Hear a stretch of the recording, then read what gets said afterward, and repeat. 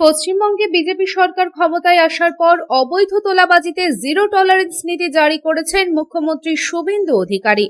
গত শুক্রবার অর্থাৎ 24শে জুলাই রামপুর চেকপোস্টে ট্রাক চালকের কাছ থেকে ঘুষ চাওয়ার অভিযোগে দুই এমভিআই আধিকারিক নাজিমুল হক এবং অনুপম ব্যানার্জিকে সাসপেন্ড করা হয়। এই ঘটনায় তদন্তের দায়িত্বভার দেওয়া হয় অ্যান্টি করাপশন ব্যুরো অর্থাৎ এসিবি কে। তবে সাসপেন্ডের পর ওই দুই এমভিআই আধিকারিক পলাতক ছিল। তারপরেই আসানসোল দুর্গাপুর পুলিশ কমিশনারেটের গোয়েন্দা বিভাগের একটি টিম ঝাড়গ্রামে যায় এবং ঝাড়গ্রামে গোপন এক ডেরা থেকে ওই দুই এমভিআই আধিকারিককে গ্রেপ্তার করে।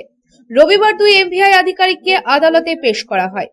ঘটনা প্রসঙ্গে জানা যায়, গত 24শে জুলাই রামপুর চেকপোস্টে কর্মরত দুই এমভিআই আধিকারিক নাজিমুল হক এবং অনুপম ব্যানার্জি সমস্ত বৈধ কাগজপত্র থাকা সত্ত্বেও মালবাহী ট্রাক চালক দীপক সিং এর কাছে 22,000 টাকা ঘুষের দাবি করেন। ট্রাক চালক ঘুষ দিতে অস্বীকৃতি প্রকাশ করলে আধিকারিকেরা বেআইনিভাবে ট্রাক বাজেয়াপ্ত করেন এবং ট্রাক চালককে মানসিক ও প্রশাসনিক হয়রানির শিকার করেন। এই ঘটনার অভিযোগ পাওয়ার পরে রাজ্য সরকার কঠোর পদক্ষেপ নেয় এবং তারপরে ওই দুই এমভিআই আধিকারিককে প্রথমে সাসপেন্ড করে, তারপর তাদের গ্রেপ্তার করা হয়। আসানসোল থেকে সন্তোষ মণ্ডলের রিপোর্ট, পাবলিক টাইমস। आपके सपनों की नींव हो सबसे मजबूत, उसे दीजिए मजबूती का डोज। JBG हेक्सा TMT, मजबूती का डोज पक्का है।